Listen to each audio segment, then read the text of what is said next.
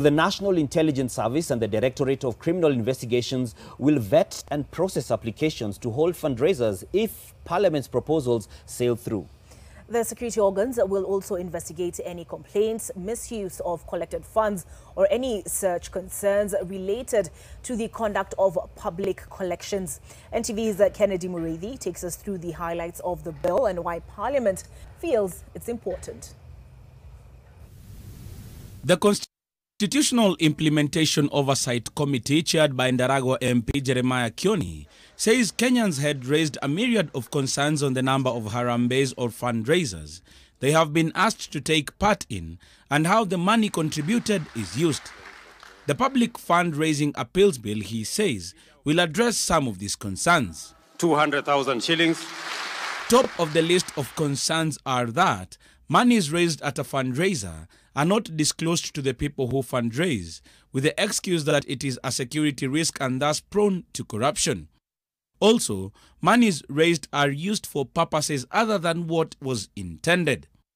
There is also the question of fraudulent fundraising appeals for non-existent causes, like funeral expenses, yet there was no dead person. And sometimes, funds are raised to uplift social status like purchase of high-end cars. If you're talking about fundraising for church, for example, but crucially for construction of schools, hospitals and such, then you have to go through that process properly.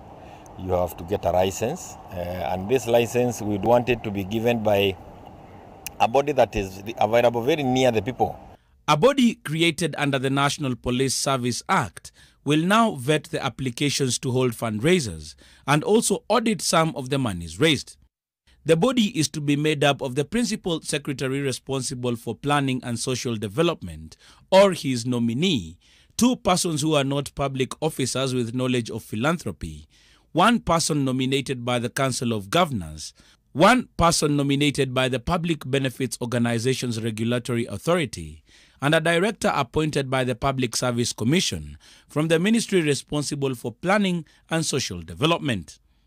This will be at the national level, but at the local level, the police and the National Intelligence Service will be closely involved. I think the other important aspect of the bill is that when we have finally given money to you, you must disclose the account where you banked the money, so that any member of the public can always ask for a statement and find out this money that we gave, how have you used it. Further, those involved in harambees that have been sanctioned will be eligible for a tax relief as per the bill. You can then also choose to get a tax rebate by declaring to the tax or the revenue collector that you contributed this X amount of money in the fundraising activities across the country, and those fundraising activities, of course, must be charitable. The bill also seeks to tame an upsurge of church harambees targeting the well-being of the pastor or their family members, as it will outlaw such.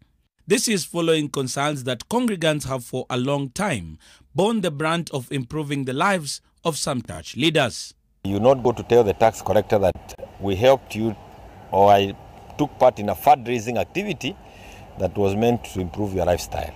That you need to work hard on yourself. Don't subject us to improving your lifestyles. Kila mtu anafanya bidii yake. The bill comes up for final debate before passage at the National Assembly anytime from now. But one thing is already clear, that a majority of members of Parliament are already supporting that particular bill, as they do believe that they have fallen victims of many fraudulent cases with regards to harambees. Kennedy Mureithi, NTV in Nairobi County.